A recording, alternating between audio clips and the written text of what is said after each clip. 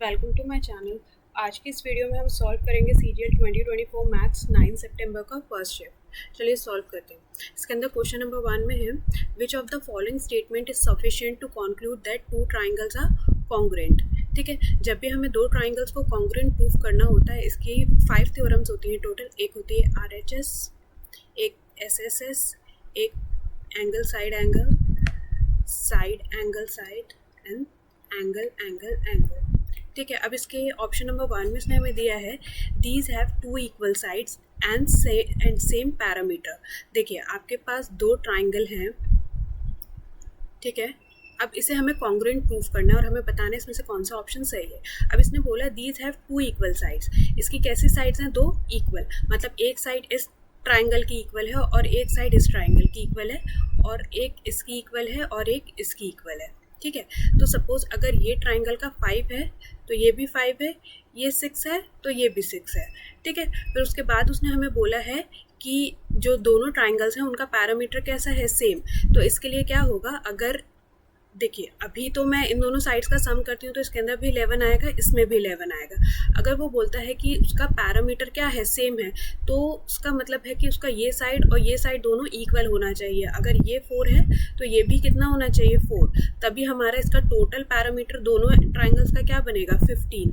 ठीक है, तो इसके अकॉर्डिंग ये जो दोनों ट्राइंगल्स हैं हमारा SSS रूल के थ्रू कॉन्ग्रुएंट प्रूफ हो जाएंगे। ठीक है, चलिए क्वेश्चन नंबर 2 देखते हैं। The average marks of boys and girls in an examination. देखिए ये साथ साथ लिखते चलते हैं। बॉयज़ और गर्ल्स के जो एवरेज मार्क्स हैं, एक है 75 बॉयज़ का और गर्ल्स के कितने हैं? 80। ठीक है, if the average marks of the all students in the examination are 78। अब अगर दोनों के एवरेज मार्क्स कितना है? 78। अब उसने हमें क्या बोला है? Find the ratio of the numbers of boys to the number of the girls. हमें रेशियो बताना है किसका? बॉयज़ का गर्ल्स के साथ। ठीक है, तो सिंपली इसके अंदर मिक्सचर और एलिगेशन लगा देंगे। माइनस करेंगे 3, माइनस करेंगे 2, तो ये हमारा रेशियो आ गया 2:3। देखिए पहले बॉयज़ है तो बॉयज़ का ही रेशियो होना चाहिए, फिर देन गर्ल्स है तो गर्ल का ही रेशियो होना चाहिए।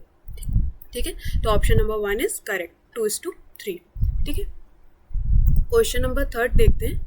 If the sum of the two sides of an equilateral triangle is 16 centimetre. अब देखिए ट्राइंगल कैसा है? इक्विलेटरल, और एक इक्विलेटरल ट्राइंगल की तीनों साइड्स क्या होती है? इक्वल। ठीक है, अब अगर उसने हमें सम दे रखा है दो साइड्स का 16 है, तो हमें पता है कि एक साइड का कितना होगा? 8। तो उसने हमसे क्या पूछा था? थर्ड साइड का, तो थर्ड साइड का भी कितना होगा? 8। ठीक है, तो ऑप्शन नंबर 4 इज करेक्ट। ठीक है, क्वेश्चन नंबर 4 देखते हैं। इसके अंदर इसने एक सिंपल हमको डेटा दिया है। कुछ स्टूडेंट्स हैं डिफरेंट सेंटर्स के अंदर PQR। ठीक है, 3 डिफरेंट सेंटर दे रखे हैं उसने PQR। इसके अंदर इसने हमें बता रखा है टोटल स्टूडेंट्स इतने हैं और प्रेजेंट इतने हैं।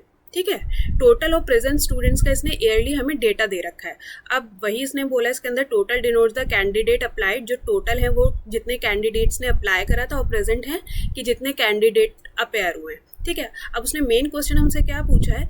इन which year was the number of absentees. जो एब्सेंटीज हैं वो कितने क्या पूछा है? Second highest, not the highest. कितना? सेकंड हाईएस्ट एब्सेंटीज के बारे में इसने हमसे पूछा है। तो ठीक है, हमें सबके एब्सेंटीज निकालने होंगे। अब देखिए 2016 तो उसने हमें ईयर के अंदर ही मेंशन नहीं करा, तो इसको सॉल्व करके क्यों टाइम वेस्ट करना। आगे बढ़ते हैं। 50 टोटल थे, 45 प्रेजेंट थे, एब्सेंटीज कितने? 5। ठीक है, 75 टोटल थे, प्रेजेंट कितने? 55, ऐसे एब्सेंटीज कितने? 20, और इसके अंदर 5। ऐसे ही सबका करते जाएंगे तो टोटल निकाल देंगे 30। देन नेक्स्ट के अंदर 4, 20 और 10, तो 34, देन 11, देन 12, देन 8, 31। ठीक है, 11, 14 और ये 5, तो टोटल हो गया 30। अब उसने हमसे पूछा था सेकंड हाईएस्ट एब्सेंटीज। ठीक है, सेकंड हाईएस्ट, तो सेकंड हाईएस्ट कितने हैं? Highest is 34 and second highest is 31। तो ऑप्शन नंबर 4 2019 में हमारे एब्सेंटीज थे सेकंड हाईएस्ट। ठीक है, question number 5, which of the following can be the value of k so that the number, जो ये नंबर है, इज डिविजिबल बाय 6। अब देखिए अगर कोई नंबर 6 से डिविजिबल है तो इसका एक सिंपल सा रूल होता है कि वो नंबर 2 से भी डिविजिबल हो और वो नंबर 3 से भी डिविजिबल हो। अब 2 का डिविजिबिलिटी रूल तो बहुत सिंपल होता है, 0, 2, 4, 6, 8। अगर इसमें से कोई भी नंबर हमारे यूनिट डिजिट तो पता ही होगा सबको, आपको एंड जहाँ पे इसने हमें के मेंशन कर रखा है, अगर इसमें से कोई भी नंबर है तो वो नंबर 2 से डिविजिबल होता है।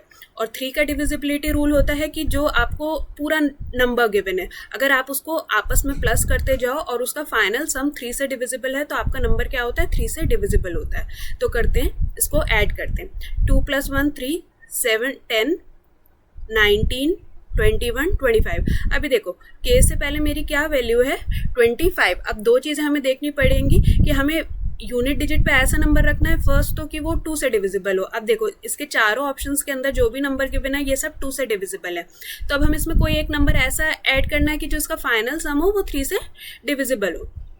अब देखिए 25 में अगर मैं 4 प्लस करूंगी 29, ये डिविजिबल नहीं होगा। 6 प्लस करूंगी 25 में तो 31, ये भी नहीं होगा। अगर मैं 25 के अंदर 2 प्लस कर दूं तो फाइनल सम मेरा कितना आ रहा है, 27, और ये किससे है, डिविजिबल 2 से। तो हमारा करेक्ट ऑप्शन रहेगा option number 3।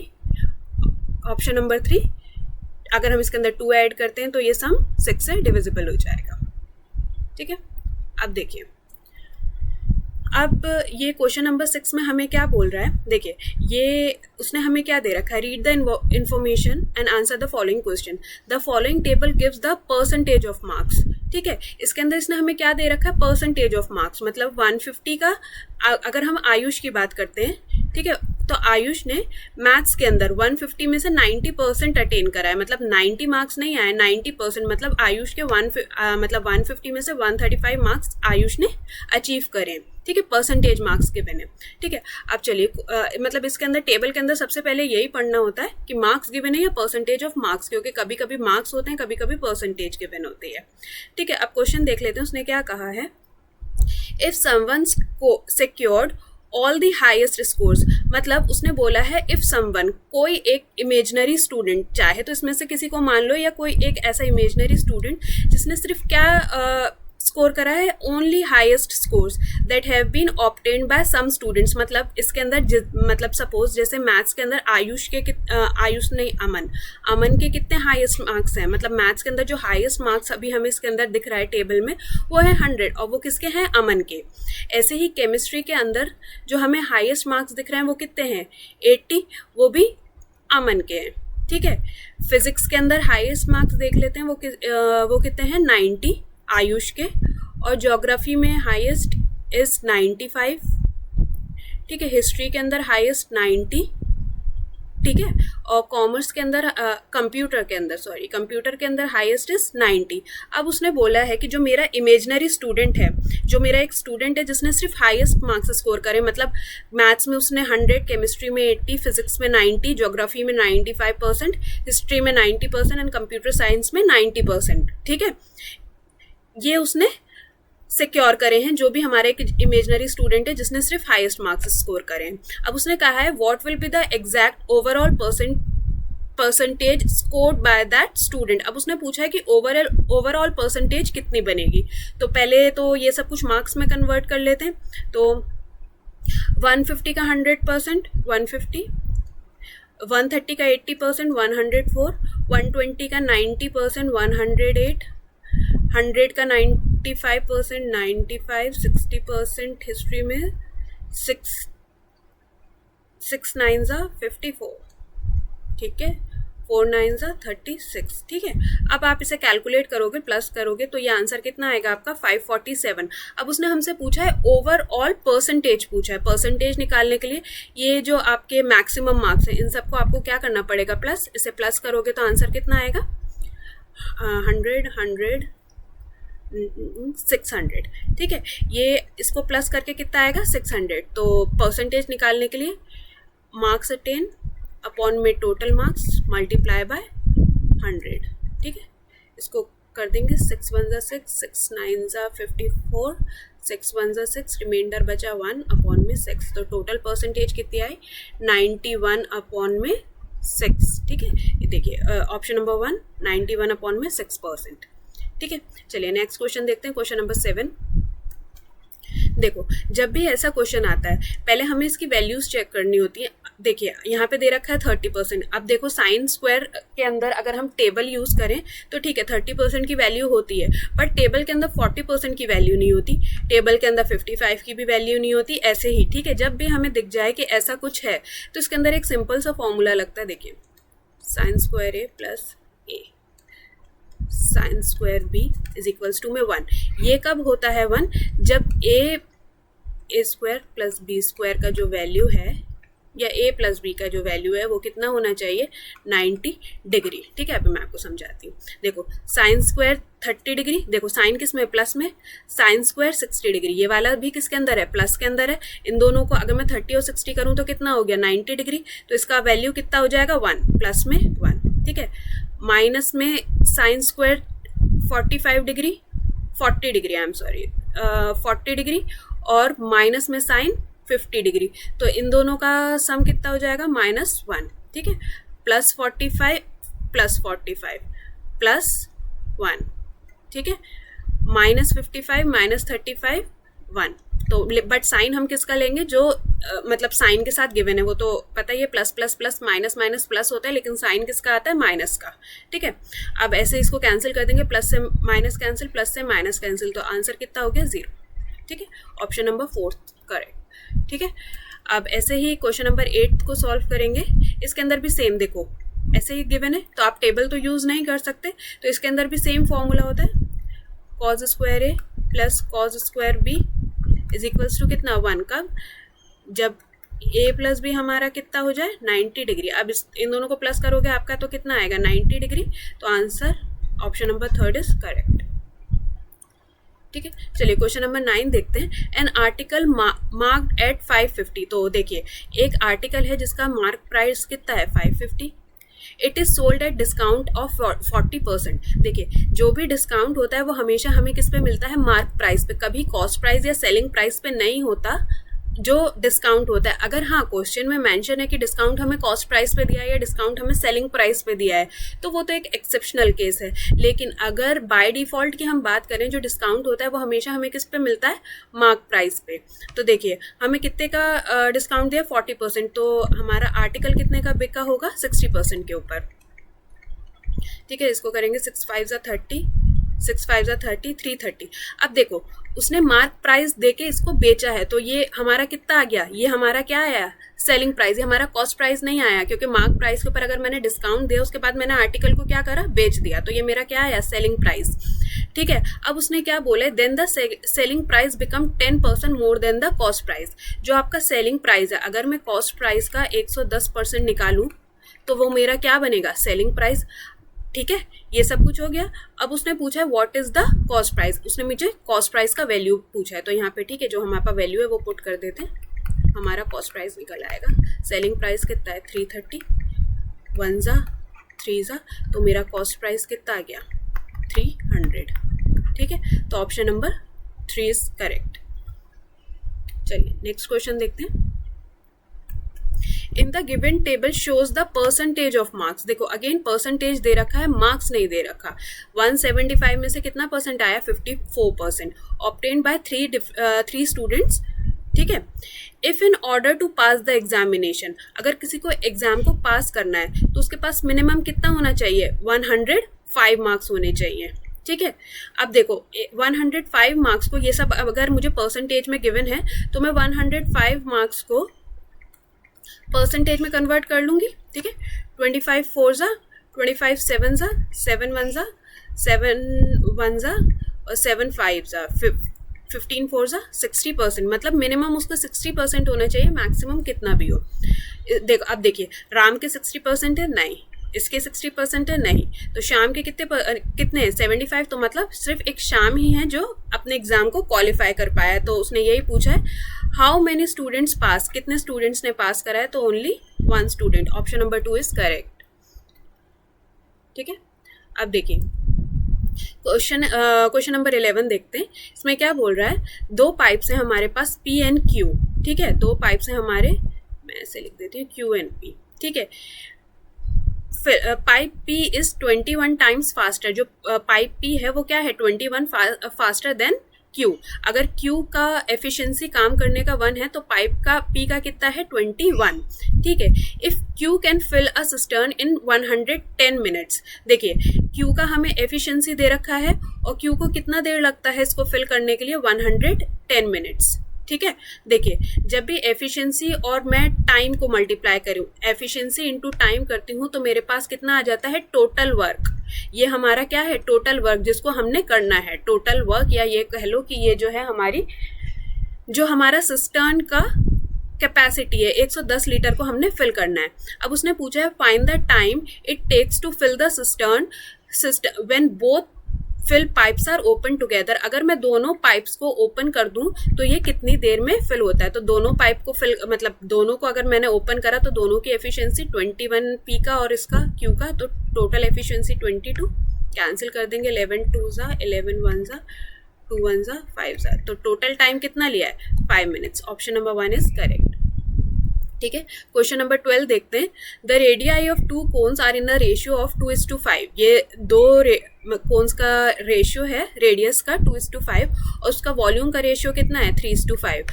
What is the ratio of their Heights. देखिए सबसे पहले तो आपको वॉल्यूम का कोन के वॉल्यूम का फॉर्मूला पता होना चाहिए 1/3 पाई r स्क्वायर h।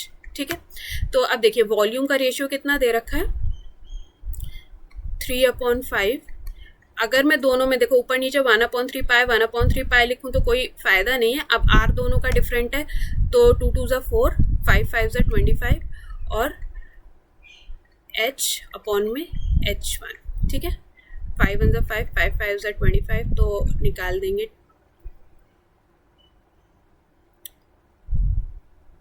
एक सेकेंड 3/5 एक सेकेंड ये क्या गलत करें 5 1 जा 5 5 5 जा 25। ठीक है। मल्टीप्लाई कर देंगे 5 ठीक है उन्हें दोनों को मल्टीप्लाई कर देंगे तो ये 5 3 जा 15 अपॉन में 4। ठीक है। तो जो उनके हाइट्स का रेशियो हो जाएगा वो हो जाएगा 15:4। Option number 1 is correct. ठीक है। क्वेश्चन नंबर 13 देखते हैं। देखिए जब भी ऐसा कोई क्वेश्चन होता है इसके अंदर हमेशा कोई ना कोई एल्जेब्रिक आइडेंटिटी लगी होती है, ये अब हमें देखनी पड़ती है, ढूंढनी पड़ती है थोड़ा सा। देखो यहाँ पे गिवन है एक्स स्क्वायर, मैं ये देखूँ 25 किसी का स्क्वायर है, यस ये किसका स्क्वायर है 5 का। देखो ये हो गया एक्स स्क्वायर माइनस 5 का स्क्वायर, मतलब अगर मैं इसे एक्सपेंड करके लिखूँ x + 5 x - 5 ऐसा ही होता है a + b a - b। ठीक है। यहाँ पे अगर मैं इसकी जगह x + 5 और x - 5 पुट कर देती हूँ तो देखो x - 5 से x - 5 कैंसिल। ठीक है। नीचे का हो गया, अभी नीचे क्या बचा सिर्फ हमारे पास x + 5। ऊपर देखो क्यूब गिवन है।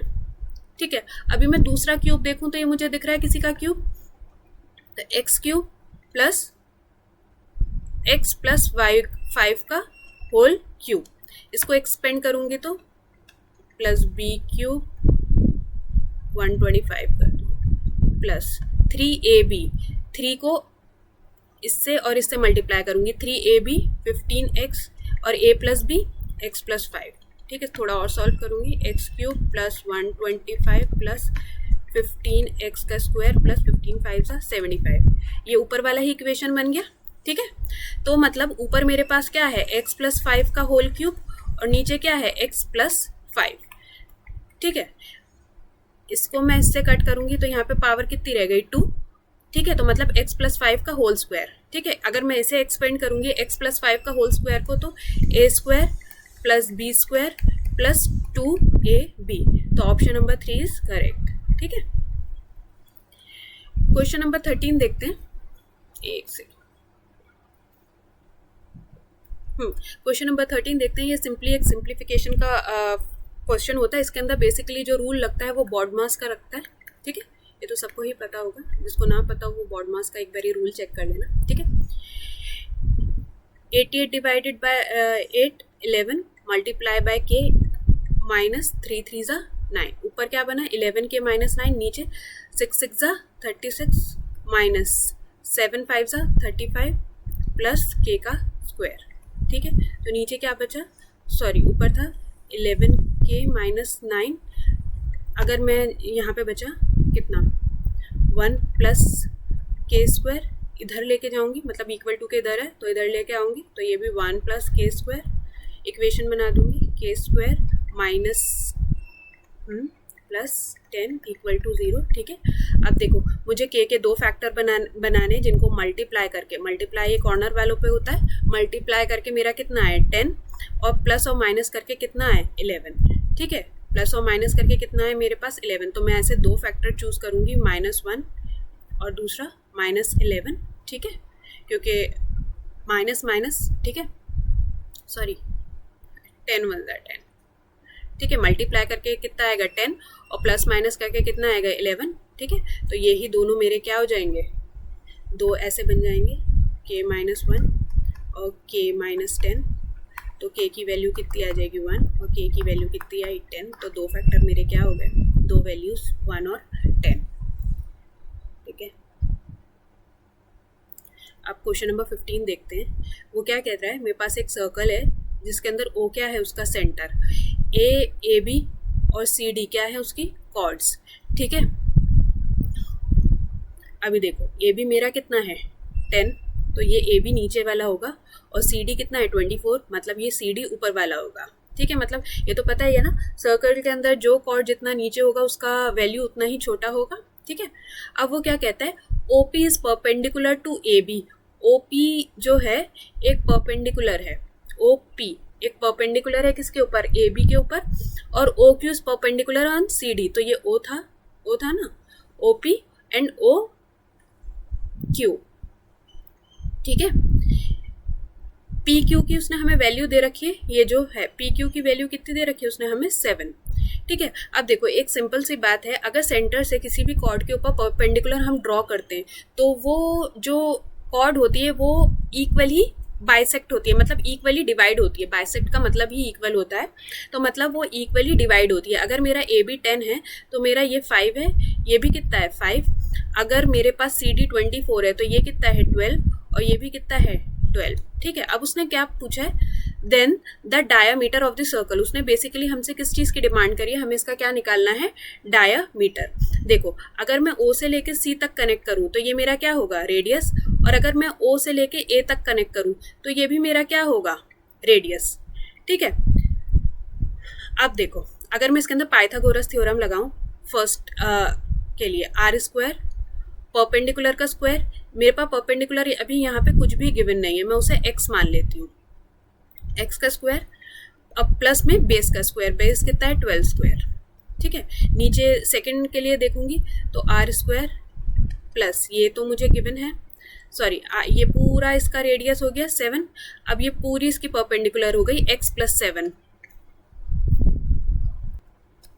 ठीक है, तो सेकंड क्या है, इसका परपेंडिकुलर है x + 7 का स्क्वायर प्लस इसका बेस कितना है 5 का स्क्वायर। इक्वेशन बना दूंगी, x² + 12 का square is equals to x + 7 का स्क्वायर + 5 स्क्वायर। सॉल्व करूंगी, a² plus a² + b² + 2ab + 20।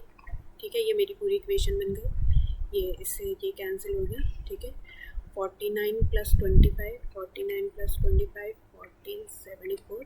ठीक है, इधर ले जाए, मतलब ये 74 था, इसे इधर ले जाके माइनस करूँगी तो कितना बचा, इधर -74, तो यहाँ पे कितना बच गया, सिर्फ 70। 70 इज इक्वल्स टू में 14x। ठीक है, तो x की वैल्यू कितनी आ गई मेरे पास 5। तो मतलब ये जो मेरा ये था x, इसकी वैल्यू कितनी आ गई 5। अब ऊपर वाले के अंदर देखूं तो मेरा इसका परपेंडिकुलर 5 है, बेस 13 है, तो एक ट्रिपलेट होता है 13 12 5, ये ट्रिपलेट ही होता है 13 12 5। तो मेरा रेडियस कितना निकल आया 13 13 2 था 26, तो ये मेरा डायमीटर कितना आ गया 26। ठीक है, चलिए नेक्स्ट क्वेश्चन देखते हैं, क्वेश्चन नंबर 16। उसने हमें कॉसेक थीटा की वैल्यू दे रखी है इतना। ठीक है, अब हमें इसको इवेल्युएट करना है। ठीक है, sec² थीटा -1 कितना होता है 10² थीटा, मल्टीप्लाई में कॉट इसका ऑपोजिट हो गया तो 1/10² लिख सकते हैं, मल्टीप्लाई में 1 + cot² थीटा क्या हो गया cosec² थीटा। ठीक है, कैंसिल करेंगे तो बेसिकली उसने हमसे किसकी वैल्यू पूछी है, cosec² थीटा की, और cosec की हमें वैल्यू दे रखी थी 5/3, स्क्वायर करेंगे तो 25/9। Option number 3 is correct. ठीक है, चलिए क्वेश्चन नंबर 17 देखते हैं। देखिए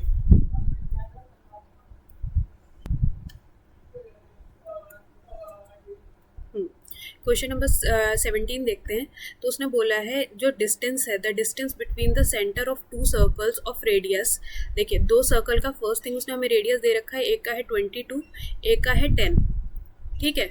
उसके बाद उसने बोला जो उसका डिस्टेंस है from here to here, distance कितना दे रखा है उसने 37 सेंटीमीटर।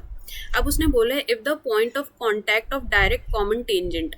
अब देखो यहाँ पे एक डायरेक्ट कॉमन टेंजेंट है जिसके पॉइंट ऑफ कॉन्टैक्ट क्या है एम एन क्यू, ठीक है। जो यहाँ पे पॉइंट ऑफ कॉन्टैक्ट है यहाँ पे M N Q, then the find the length of the line segment. M N Q का उसने हमसे मतलब बेसिकली उसने डायरेक्ट कॉमन टेंजेंट के हमसे मेजरमेंट पूछी, उसका लेंथ पूछा है। तो उसका सिंपल फॉर्मूला क्या होता है, एम क्यू का square is equals to 37 distance का square minus radius 1 minus radius 2 का होल स्क्वायर, ठीक है।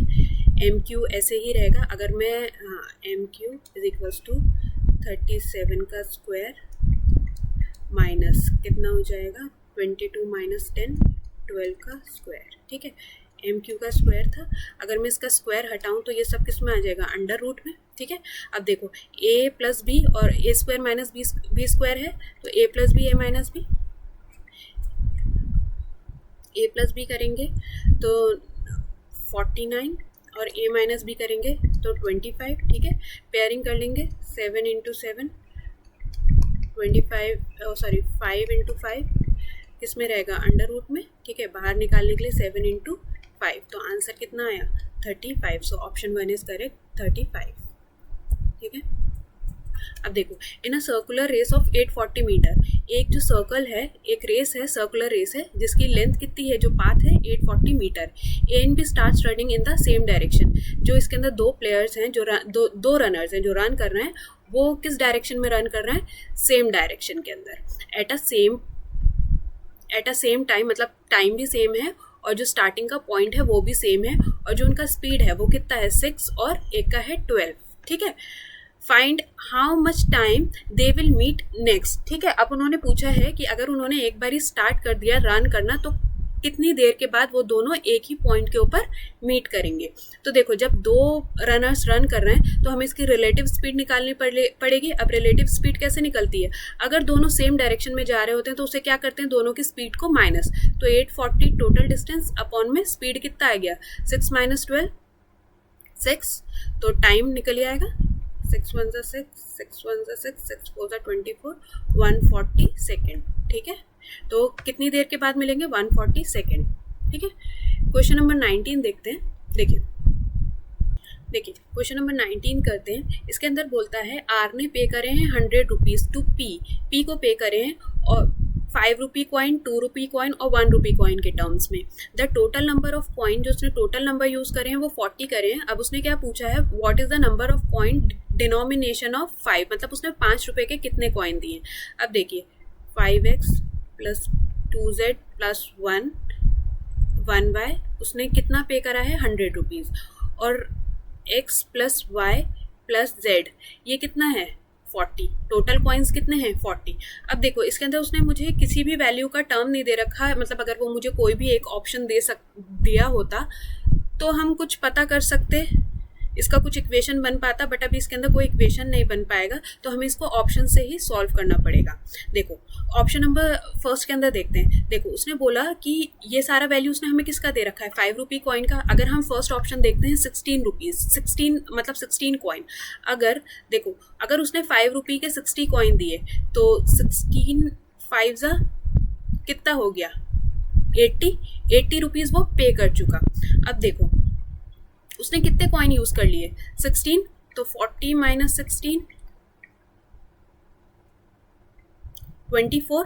अभी उसके पास कितने कॉइन्स बचते हैं 24। अब देखो वो कॉइन 1 रुपी के भी होने चाहिए और 2 रुपी के भी होने चाहिए। देखो अगर मैं सबसे छोटा वैल्यू ले लूँ, अगर मेरे पास सिर्फ एक ही रुपए के 24 कॉइन हैं, देखो 80 रुपीज़ वो दे चुका, अगर मेरे पास एक ही रुपए के 24 कॉइन है कितने के 1 रुपी के, तो मेरा वैल्यू क्या आ रहा है 104, जो कि 100 रुपी से ज़्यादा हो जाता है, ठीक है। तो अब अब देखो एक चीज तो क्लियर है, अगर मेरा 16 कॉइन्स से ही अगर मेरा वैल्यू 100 को क्रॉस कर रहा है तो ऑब्वियसली जो भी वैल्यू होगी मेरे कॉइन्स की वो 16 से तो छोटी ही होगी। तो देखो 17 कॉइन भी दूंगी तो भी मेरे 100 के मतलब क्रॉस कर जाएंगे, 18 कॉइन्स दूंगी तो भी। देखो अब देखो 13 कॉइन्स, मैं इसको कैलकुलेट करके दिखाती हूँ। मैंने 13 कॉइन्स लिए किसके, 5 रुपीज़ के। 13 5 65, मैं 65 रुपीज़ उसे पे कर चुकी हूँ। ठीक है, मेरे अभी मैंने कितने कॉइन्स यूज़ करे, 13 कॉइन। तो देखो 40 माइनस 13 7, अभी मेरे पास कितने कॉइन्स बचे, 27। 65 रुपीज़ ही मैंने यूज़ करे। ठीक है, अब देखो अगर मेरे पास 27 कॉइन्स ही किसके हैं, 1 के, तो इसके अंदर मैंने प्लस कर दिया 27। ठीक है, 1 रुपी के कितने कॉइन यूज़ कर लिए, सॉरी 27 कॉइन्स यूज़ करे मैंने 1 रुपी के।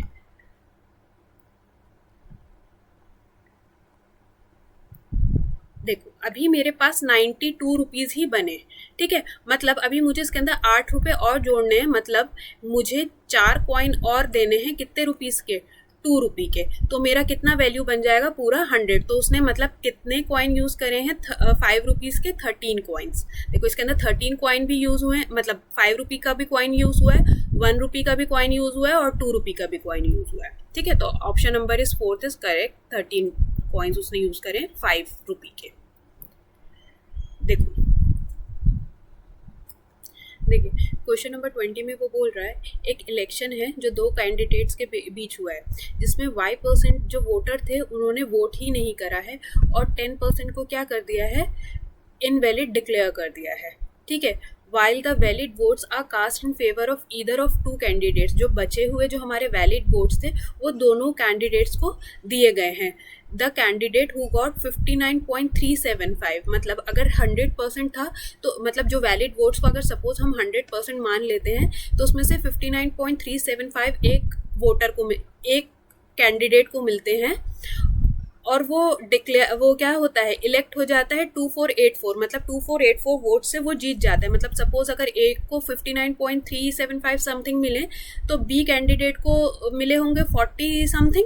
ठीक है, तो वो कितने वोट से जीतता है, 2484 वोट से। If the number of people eligible to vote in the election was 16,000। देखो जो 16,000 थे वो एक्चुअल कैंडिडेट्स थे जो जिन्हें वोट करना था।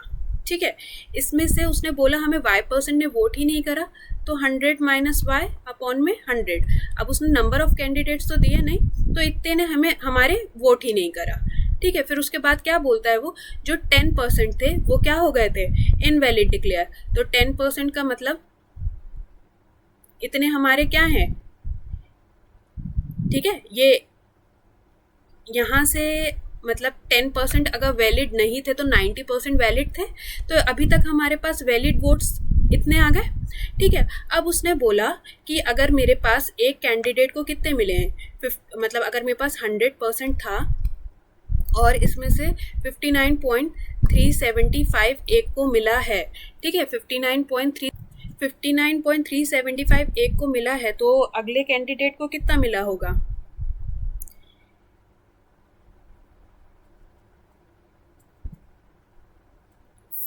40.625। ठीक है, ये मेरे बी कैंडिडेट को मिला है। देखो अगर मैं इसमें से माइनस करूंगी 100% में से, तो ये तो मेरा ए कैंडिडेट का था और ये मेरा बी कैंडिडेट का आ गया। ठीक है, अब वो जीता कितने वोट से है, 2484। ठीक है, अगर देखो अगर मैं इन दोनों की, अभी तो ये दोनों ए का परसेंटेज है, ये बी का परसेंटेज है, अगर मैं इन दोनों के परसेंटेज को माइनस करती हूँ, ठीक है, दोनों के परसेंटेज को मैं अगर माइनस करूँ तो मेरा क्या है 8.75%, मतलब यही तो है ना, इतने ही तो परसेंटेज वोट किसके पास है ज़्यादा, ए के पास। मतलब 18.75 का मतलब कितना होता है 2484।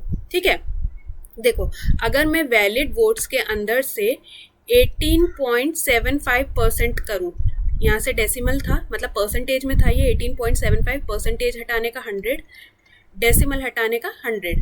अगर मैं वैलिड वोट्स का 18 इतना परसेंटेज करूं तो मेरा आंसर कितना होगा 2484। ठीक है, इसको सॉल्व कर लेंगे। तो अब उसने हमसे क्या पूछा था, y का वैल्यू। ठीक है, कि मतलब कितने कैंडिडेट्स थे जिन्होंने वोट नहीं करा। देखो उसको सॉल्व कर लेते हैं। 3 0 से 3 0 गए, ठीक है। 4 4 जा 16, 25 25 के टेबल से 25 1 जा 25 7 जा 5 जा, ठीक है, ऊपर, ठीक है। फिर 25 3 जा 25 4 जा, 4 से 4 कैंसिल, 3 1 जा 3, 3 8 जा 24, 3 2 जा 6, 3 8 जा 24, 9 से 9 9 जा 81, 9 2 जा 18। तो मेरा इक्वेशन क्या बना, इक्वल्स टू में 92। तो y की वैल्यू कितनी आ जाएगी, 8, ठीक है। तो 8% कैंडिडेट्स थे जिन्होंने वोट ही नहीं करा था, ठीक है। क्वेश्चन नंबर 21 देखते हैं, बहुत सिंपल है, सिंपल इंटरेस्ट का ये। देखो एक मोहन है, उसने एक बैंक से या किसी इंस्टीट्यूशन से कितना अमाउंट बोरो करा है, 4,22,092 रुपीज़, जिसके अंदर रेट ऑफ परसेंटेज कितना है, कितने मतलब उसको एक अमाउंट एक इंटरेस्ट पे करना होगा, ठीक है। तो वो इंटरेस्ट का रेट कितना है, 20% उसको हर साल उसका सिंपल इंटरेस्ट पे करना है। At the end of first year, मतलब जब फर्स्ट ईयर एंड हुआ, ही रीपेज, उसने पे कितना करा, 21,679 रुपीज़। किस में से पे करे हैं उसने, प्रिंसिपल में से, सिंपल इंटरेस्ट में से पे नहीं करा, सिर्फ उसने प्रिंसिपल जो अमाउंट था उसमें से इतना अमाउंट पे करा। Mohan clear the pending due at the end of second year, मतलब उसने अपना पूरा ड्यू कितने टाइम में क्लियर करा, सेकेंड ईयर में, इंक्लूडिंग द इंटरेस्ट पेमेंट, जो भी इंटरेस्ट भी उसे पे करना था वो भी उसने सारा पूरा टोटल अमाउंट कब पे करा है, सेकेंड ईयर के अंदर, ठीक है। तो उसने पूछा है कि हाउ मच डज ही पे at the end of second year. देखो फर्स्ट ईयर के अंदर अगर उसने पे करा, अगर उसने कुछ अभी पे नहीं करा तो पहले तो उसका 20% का इंटरेस्ट बनेगा, ठीक है। 2 2 जा 4, 2 9 जा 18, 2 2 जा 4, 2 9 जा 18, 2 2 जा 4, 2 2 जा 4, 2 4 जा 8, ठीक है। ये अमाउंट है उसका फर्स्ट ईयर का सिंपल इंटरेस्ट, ठीक है, ये है फर्स्ट ईयर का, ठीक है।